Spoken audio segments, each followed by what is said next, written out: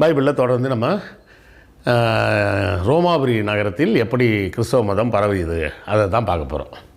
இப்போ பார்த்தோம்னா கான்ஸ்டான்டின் இருக்கார் பார்த்தீங்களா, அவரோட அம்மா வந்து இப்படி ஒரு சம்பவம் நடந்திருக்குன்னா நான் அதை பார்த்தா ஆகணும் அப்படின்னு சொல்லிட்டு கிளம்பிடுறாங்க. எங்கே ஜெருசலேம் நகரத்துக்கே கிளம்பிட்டாங்க.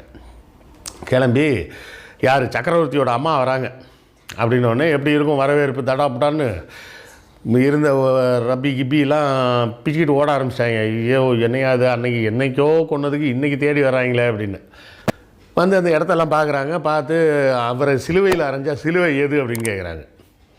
அது என்றைக்கோ அரைஞ்சது, இப்போ வந்து கேட்டிங்கன்னா எங்கேருந்து போய் தேடுறது? ஆனாலும் சக்கரவர்த்தியோட அம்மாவே கேட்கும்போது இல்லைங்க தெரியாதுக்குமான்லாம் சொல்ல முடியாதுல்ல. ஏதோ ஒரு சிலுவையை காமிச்சு இதுதான் அந்த இயேசுவை அரைந்த சிலுவை அப்படின்னு ஒரு சிலுவையை தூக்கி காமிச்சிட்டாங்க. அந்த அம்மா என்ன பண்ணிச்சு, அதை அப்படியே பார்த்துட்டு சரி விட்டுரும் போகுது அப்படின்னு நினச்சிக்கிட்டாங்க. அந்த அம்மா அதெல்லாம் விடலை, தூக்க விடாத அப்படின்னு சொல்லிட்டு அங்கேருந்து ஜெருசலேம்லேருந்து அந்த சிலுவையை தூக்கிட்டு ரோம் நகரத்துக்கே வந்துட்டாங்க. ரோம் நகரத்துக்கே தூக்கிட்டு வந்து என்ன பண்ணிட்டாங்க, அந்த சிலுவையை துண்டு துண்டாக வெட்டி குட்டி குட்டியாக சிலுவைகள் செய்து முழு சிலுவையை வச்சுக்கிட்டு என்ன பண்ண முடியும், அவ்வளோ பெருசு ஒரு ஆளை வச்சு தூக்கி அடிக்கிற அளவுக்கு உள்ள சைஸை என்ன பண்ண முடியும்.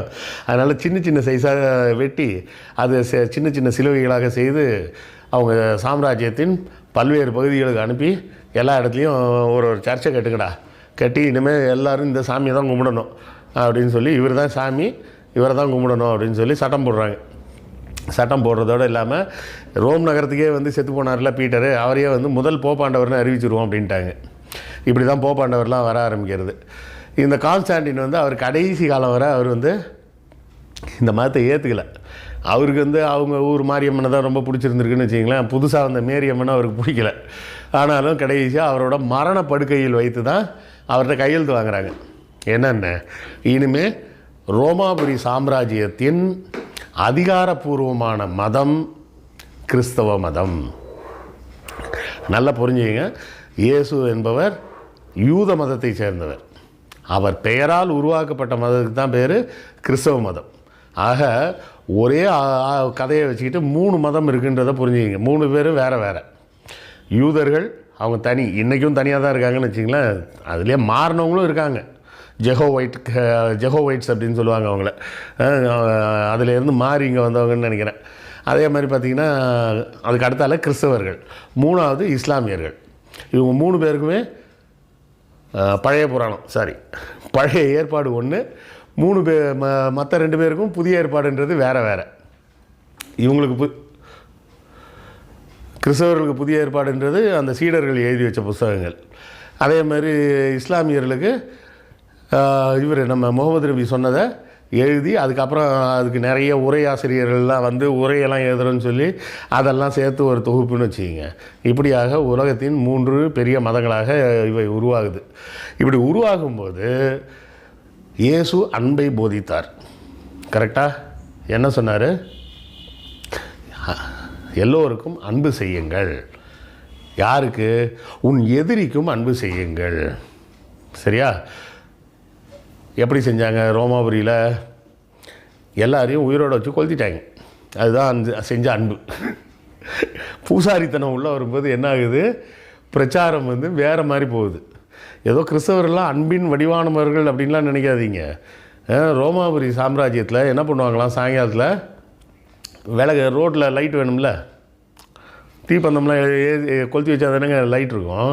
அதனால் என்ன பண்ணுவாங்களாம், கிறிஸ்தவ மதத்துக்கு மாற மாட்டேன்னு சொல்கிறானா அவனே அவனை தூக்கி ஒரு கட்டையில் கட்டி அவன் மேலே எண்ணெயை ஊற்றி காலில் நெருப்பு வச்சு விட்ருவாங்க.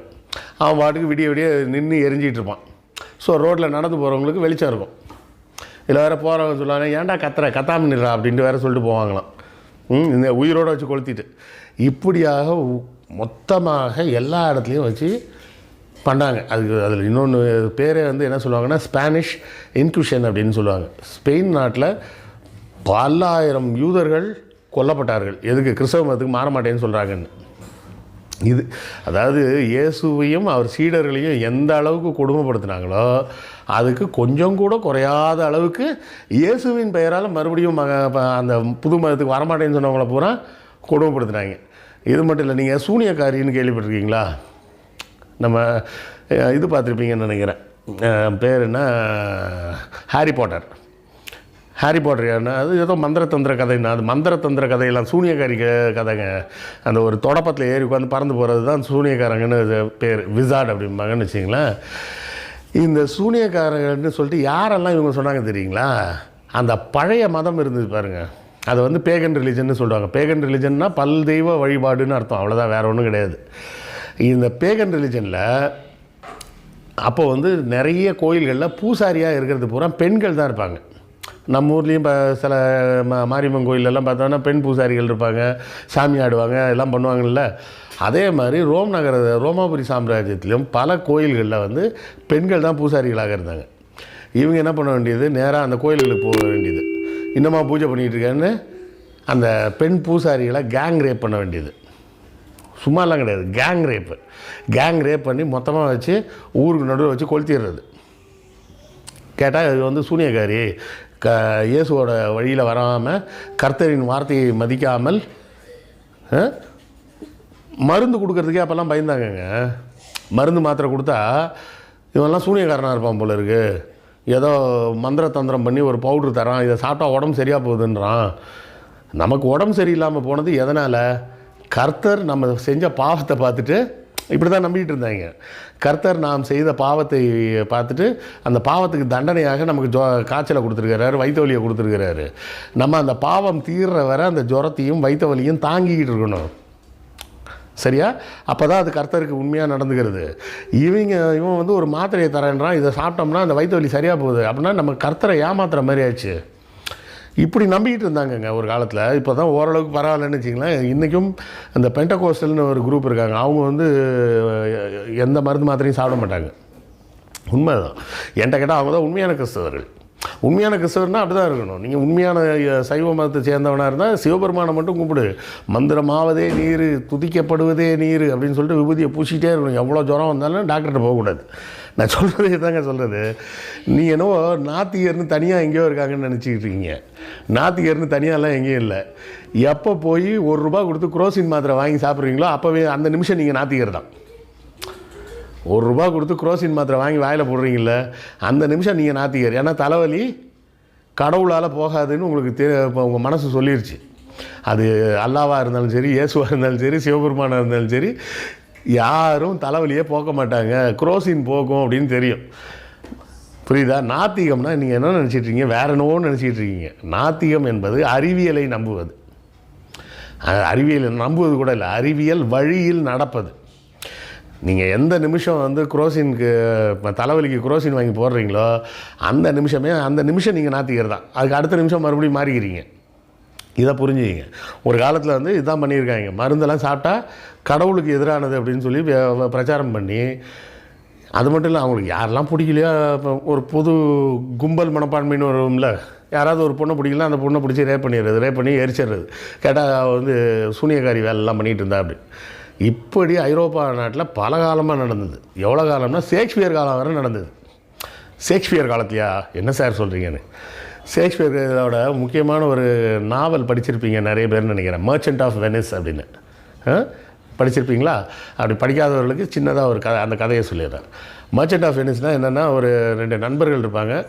ஒரு நண்பன் வந்து தன்னுடைய கல்யாணத்துக்காக பணம் வேணும் அப்படின்னு ஒரு யூதன்ட்ட கடன் வாங்கியிருப்பான். அந்த யூதன் என்ன சொல்லியிருப்பான்னா, இத்தனாம் தேதிக்குள்ளே எனக்கு பணத்தை கொடுத்துடணும். அப்படி பணம் கொடுக்கலன்னா உன் தொடையிலேருந்து 1 கிலோ 1 பவுண்டு ஏதோ ஒன்று வச்சிங்களேன், ஒரு வெயிட், அந்த 1 கிலோவுக்கு ஒரு சதையை நான் வெட்டி எடுத்துப்பேன், ஓகேவா சொல்லு அப்படின்னு அவனுக்கு இருந்த முன்பகையின் காரணமாக அது மாதிரி ஒரு ஒப்பந்தத்தை போட்டுக்கிறான். போட்டவுடனே அந்த கல்யாணம்லாம் முடிஞ்சிருது. அதுக்கப்புறம் அவன் போயிருப்பான். அவனால் குறிப்பிட்ட நேரத்தில் வந்து சேர முடியாது, ஏதோ புயல்கள்லாம் மாட்டிப்பான்னு வச்சிங்களேன். அப்போ இந்த ஜாமீன் போட்டான்ல, அவனை தூக்கிட்டு வந்துடுவாங்க. தூக்கிட்டு வந்து உட்கார வச்சுட்டு, இப்போ பாருங்கள் எழுதி கொடுத்துருக்காங்க, தேதி தாண்டிடுச்சு, காசு வரல, அப்போ அவன் தொடையிலேருந்து சதையை வெட்டி கொடுங்க அப்படின்னு. சரின்னா அப்போ அந்த நேரம் தான் என்ன ஆகுன்னா, நண்பனின் மனைவி என்ன பண்ணுவா, ஆண் வேடம் போட்டு, ஏன்னா அப்போல்லாம் வக்கீல் வேலை வந்து பெண்கள் தான் செய்யலாம், ஆண்கள் செய்யக்கூடாது. அதனால் ஆண் வேடம் போட்டு அவள் வந்து நான் இவருக்காக வாதாடுறேன், சரி வாதாடுங்கன்னு சொன்ன மாதிரியே அவரை வேணால் கட்டி போடுங்க சேரில் அப்படின்னு வாயில் கட்டையெல்லாம் கொடுத்து கட்டி வச்சு, ஏன்னா வெட்டும்போது வழியில் கத்தக்கூடாதுல்ல, சேரில் வச்சு கட்டி வச்சு வாயில் கட்டையெல்லாம் வச்சு அமுக்கி, சரி வெட்டலாமா இன்னொன்று வெட்டுங்க அப்படின்னு சொல்லி கத்தியும் தூக்கி கொடுத்துருவா. கொடுத்தோடனே அந்த யூதன் என்ன பண்ணுவான், அந்த கத்தியை எடுத்துகிட்டு வந்து வெட்ட வருவான். வெட்ட வரும்போது ஒரு நிமிஷம் இருங்க அப்படின்னு சொல்லிட்டு அந்த ஒப்பந்தத்தை கொடுங்க அப்படின்னு வாங்கி எல்லாத்தையும் படித்து பார்த்துட்டு, முக்கியமான பாயிண்ட்டை மறந்துட்டேன், சொல்லுங்கன்னு. நீங்கள் வெட்டி எடுத்துக்கலாம் சதையை 1 கிலோ, ஆனால் ஒரு சொட்டு ரத்தம் கூட வரக்கூடாது, ஏன்னா ரத்தத்தோட சதையை வாங்கிப்பேன்னு நீங்கள் போடல, வெறும் சதை தான் வேணும்னு சொல்லி கேட்டிருக்கீங்க. ஸோ ரத்தம் ஒரு சொட்டு கூட வராமல் முடிஞ்ச வெட்டி எடுத்துக்கோங்க நீங்கள். ஒருத்தனை வெட்டி எடுக்கும்போது ரத்தமே வராமல் எங்கேருந்து வெட்டி எடுக்கிறது? ஸோ அப்போ அவனால் வெட்ட முடியாதுன்னு வச்சிங்களேன். உடனே எல்லோரும் சிரிப்பாங்க, முட்டாள்தனமாக போட்டி மாட்டிக்கிட்டியாடா அப்படின்னு. உடனே அடுத்தால அவள் சொல்லுவாள். அங்கே தான் விஷயத்தை நம்ம கவனிக்கணும். இப்போது நான் இவன் மேலே குற்றம் சாட்டுறேன் அப்படின்பா. என்ன குற்றம்? ஒரு கிறிஸ்தவனின் இரத்தத்தை சிந்த வைப்பதற்காக இவன் சதி செய்தான் அப்படின்னு இவனுக்கு தண்டனை கொடுங்க. எப்படி? ஒரு கிறிஸ்தவனின் இரத்தத்தை சிந்த முயற்சி செய்தான். ஒரு கிறிஸ்தவனை வந்து கொலை பண்ண முயற்சி செய்கிறது ஒரு மனிதனை கொலை செய்வதுன்றது வராது. ஒரு கிறிஸ்தவனின் இரத்தத்தை சிந்த வைக்க முயற்சி செய்தான் அப்படின்னு சொல்லி அவனோட சொத்தை மொத்தத்தையும் கவர்மெண்ட் அட்டாச் பண்ணி எடுத்துக்கிட்டு 50% வந்து இவருக்கு கொடுத்துருவாங்க. அவரை ரோட்டில் கொண்டு போய் ஜெயிலில் போட்டுருவாங்க. இப்படியாக முடியும் அந்த மர்ச்சன்ட் ஆஃப் வெனிஸ். அப்போ ஷேக்ஸ்பியர் காலத்தில் கூட பார்த்திங்கன்னா கிறிஸ்தவ மதத்தை வெறி கொண்டு பரப்புவது அப்படின்றது இருந்துக்கிட்டு தான் இருந்திருக்கு, இல்லைன்னுலாம் சொல்ல முடியாது. ஆக மொத்தத்தில் என்ன ஆகிப்போச்சு, பூசாரிகள் இம்சை தாங்க முடியல, பூசாரியை நம்பாதீங்கடா, பூசாரி இல்லாமலே நீங்கள் சாமி கும்பிடலாம், கஸ்தருக்கு சோஸ்திரம் அப்படின்னு தனியாக போய் ஒரு மூலையில் நின்று முட்டி போட்டு நீங்கள் சாமி கும்பிட்டாலே போதும், அது அவர் கேட்கும். இவ்வளோ தான் இயேசு சொன்னது. அவர் சொன்னது 6 பாயிண்ட்டை சொல்லிவிட்டு, இதை தாண்டி கர்த்தருக்கு நன்றி சொல்லணும்னு நினைக்கிறியா, போய் ஒரு மூலையில் முட்டி போட்டு கர்த்தரே இந்த வாழ்க்கையை கொடுத்ததுக்கு எனக்கு ரொம்ப மகிழ்ச்சி, ரொம்ப நன்றி அப்படின்னு சொல்லிவிட்டு உன் வேலையை போய் பாரு, இப்படி நீ சொன்னாலே கர்த்தருக்கு கேட்கும் அப்படின்னு சொல்லிட்டார் அவர். அப்படி சொன்னதுக்கப்புறமும் அதெல்லாம் கேட்காது, நீ எங்கள் சர்ச்சுக்கு வா, காலையில் ஞாயிற்றுக்கிழமை 5 மணிக்கு வா, நீங்கள் சொல்கிறீங்களா வெள்ளிக்கிழமை வா, தைப்பூசத்துக்கு வா, அதே மாதிரி நீ சர்ச்சுக்கு வா, சர்ச்சுக்கு வந்தால் தான் கர்த்தருக்கு கேட்கும், இல்லைனா கேட்காது அப்படின்னு இன்னொரு குரூப்பு சொல்லிக்கிட்டு உலகம் பூரா, ஏன்னா உலகத்தில் நம்பர் 1 இடத்துல இருக்கிறதே கிறிஸ்தவ மதம் தானே. நம்பர் 1 இடத்துல இருக்கிறது கிறிஸ்தவ மதம், நம்பர் 2ல் இருக்கிறது இஸ்லாம், அவ்வளோதான். நம்பர் 3 தான் புத்த மதம்னு நினைக்கிறேன். இல்லை, இந்து மதம்லாம் பின்னாடி தாங்க இருக்குது. முதல்ல கிறிஸ்தவ மதம், 2வது இஸ்லாம். ஸோ எந்த பூசாரிகளுக்கு எதிராக இயேசு ஒரு கோட்பாடை முன் வச்சு ஆரம்பித்தாரோ அவர் பேரை சொல்லிக்கிட்டு இன்றைக்கும் உலகம் பூரா பூசாரிங்க தான் நம்ம நண்பர் லீபன் மாதிரி ஆளுங்களை ஏமாற்றிக்கிட்டு இருக்காங்க. நண்பர் லீபன் மேலே எனக்கெல்லாம் என்னென்னா பரிதாபம் தான் வருது. நீங்கள் தாராளமாக சாமியை கும்பிடுங்க, யாரை கும்பிட வேண்டாம்னு நான் சொன்னது? யாரையும் கும்பிட வேண்டாம்னு சொல்கிறதுக்கு எனக்கு என்ன ரைட்ஸ் இருக்குது? நான் கும்பிட மாட்டேன்னு சொல்கிறதுக்கு எனக்கு ரைட்ஸ் இருக்குது, அவ்வளோதான். என் பொண்டாட்டியாவே சாமி கும்பிடாதன்னு சொல்கிறதுக்கு எனக்கு ரைட்ஸ் கிடையாது, புரியுதா? யாரையும் இதை செய்யாதன்னு சொல்கிறதுக்கு யாருக்குமே உரிமை கிடையாது, எனக்கு முடியும். அப்போ இதில் நான் இப்போ சொல்கிறது, இப்போ நீங்கள் எல்லோரும் என்ன சொல்கிறீங்க, எங்கள் கடவுளை விமர்சிக்கிறீங்க. உங்கள் கடவுளை விமர்சிக்கல, உங்கள் மதத்தை விவரித்து சொல்கிறேன். விமர்சனம் செய்வது வேறு, விவரித்து சொல்வது வேறு. நல்லா புரிஞ்சுக்கிட்டோம்னா என்ன விஷயம், இயேசு சொன்னது 6 கோட்பாடுகள். அதை தாண்டி அவர் சொன்னது என்ன, ஜெபம் பண்ணணுமா, கர்த்தரோட பேசணுமா, தனியாக போய் உட்காந்து நீயே பேசிக்கோ, ஒரு பிரச்சனையும் கிடையாது அப்படின்னு தான் சொன்னார். சரியா? அதை விட்டுட்டு இப்போ என்ன பண்ணுறீங்க நீங்கள், அதுக்கு ஒரு கூட்டம் சேர்த்துக்கிட்டு அங்கே ஒரு பூசாரி, நம்மளுடைய கோட்பாடு முதல்ல புரிஞ்சுங்க. நாம் எந்த மதத்துக்கும் எதிரிகள் இல்லை, நாம் எல்லா மதத்தின் பூசாரிகளுக்கும் எதிரி. ஏன்னா இந்த பூசாரிகள் மத, நாடு, இன, மொழி பேதம் இல்லாமல் எல்லா மக்களையும் ஏமாற்றிட்டு இருக்காங்க. எப்போ இருந்து? புத்தர் காலத்துலேருந்து இன்னும் ஏமாற்றிட்டு தான் இருக்கிறாங்க. புத்தர் காலத்தில் புத்தர் என்ன சொன்னார், பூசாரியை நம்பாத. இயேசு என்ன சொன்னார், பூசாரியை நம்பாத. முகமது நபி என்ன சொன்னார், பூசாரியை நம்பாத. தந்தை பெரியார் என்ன சொன்னார், பூசாரியை நம்பாத. இவங்க எல்லாரும் சொன்னதோட கோட்பாடு ஒரே ஒரு கோட்பாடு தான், என்னது, பூசாரியை நம்பாத. இதைத்தான் 4000 வருஷமாக 2500 வருஷமாக சொல்லிகிட்டே இருக்கும். யாரும் கேட்குறதாகவும் இல்லை, யாரும் திருந்துறதாகவும் இல்லை. ஏன்னா எல்லாரும் சுயநலம் பிடித்தவர்களாக இருக்கீங்க. ஒரு மதத்தை நம்பி வாழக்கூடிய அனைவரும் சுயநலவாதிகள்ங்க. அதை நீங்கள் புரிஞ்சுங்க. சுயநலவாதிகள் பொறுப்பற்றவர்கள், சுய பொறுப்பு ஏற்றுக்கொள்ள மறுப்பவர்கள், தான் செய்யும் வேலைகளுக்கும் தான் செய்யும் காரியங்களுக்கும் பொறுப்பேற்றுக்கொள்ள முடியாதவர்கள் மட்டும்தான் ஏதோ ஒரு மதத்தை சார்ந்து ஒட்டிக்கிட்டு இருக்கிறது.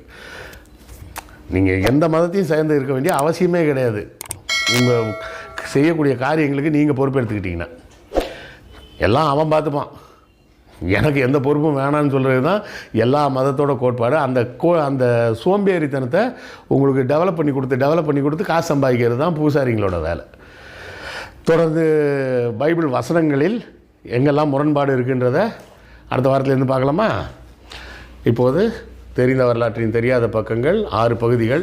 முதல் பகுதி பல்வேறு செய்திகள், குறிப்பாக கேரளா மற்றும் திருப்பதி கோயிலை பற்றிய செய்தி தான் முக்கியமான செய்தி. அதே மாதிரி பகுதி 2 ஜான்சி ராணி, ஜமீன்தார், அப்புறம் சிப்பாய் கழகம், அதுதான் முதன்மை செய்திகள். பாகம் 3 பழைய ஏற்பாடு முதல் பகுதி. அதில் வேறு எந்த செய்தியும் கிடையாது, வெறும் பழைய ஏற்பாடு மட்டும்தான். பகுதி 4 சோழர்கள் பற்றினது. பகுதி 5 பழைய ஏற்பாடோட 2வது பகுதி. அப்புறம் இஸ்லாமிய பொற்காலம், 8ஆம் நூற்றாண்டிலேயே விஞ்ஞானம் எந்த அளவுக்கு அரபு நாடுகளில் முன்னேறி இருந்தது அப்படின்றத பற்றின தொகுப்பு. அப்புறம் கண்டதை சொல்கிறேன்றது பொதுவான செய்திகளை கொண்டது. ஊவேசா தமிழ் தாத்தாவா? தமிழ் தாத்தா இல்லை, அதுதான் அவர் தமிழ் தாத்தாலாம் இல்லை, அப்படி சொல்லி ஏமாற்றிக்கிட்டு இருக்காங்க நம்மளை. அது என்னன்னு தெரிஞ்சுக்கிறதுக்கு இந்த புக்கில் வாங்கி படிக்கலாம் நீங்கள். நான் மறுபடியும் வருவேன். ஒரு மனுஷன் 14,000 வருஷம் சாகாமல் இருந்தான்னா அவன் வாழ்க்கையில் நடக்கக்கூடிய ருசிகரமான சம்பவங்களின் தொகுப்பு தான் இந்த நான் மறுபடியும் வருவேன். இந்த புத்தகங்களை எல்லாம் சேர்த்து ஆர்டர் கொடுக்குற நண்பர்களுக்கு ஐயா சுபவி அவர்களின் இந்த 9 புத்தகங்களையும், இல்லை 9 வேணாம், அந்த 6 புத்தகங்கள் வாங்கும் நண்பர்களுக்கு ஐயா சுபவி அவர்கள் எழுதிய இந்த 3 நூல்கள் இலவசமாக வழங்கப்படும். திராவிட இயக்கமும் இந்துக்களும், இதுதான் ராமராஜ்யம், அப்புறம் வால்டேரும் ரூசோவும் ஆகிய இந்த புத்தகங்கள் எல்லாத்தையும் வாங்கி உங்கள் ஆதரவை தாருங்கள். டிஸ்கிரிப்ஷனில் வாட்ஸ்அப் லிங்க் இருக்குது, அதை கிளிக் பண்ணி தோழர் அமுதாவை தொடர்பு கொண்டு உங்கள் ஆர்டரை ப்ளேஸ் பண்ணுங்கள். அடுத்த வாரம் சந்திப்போமா? நன்றி, வணக்கம்.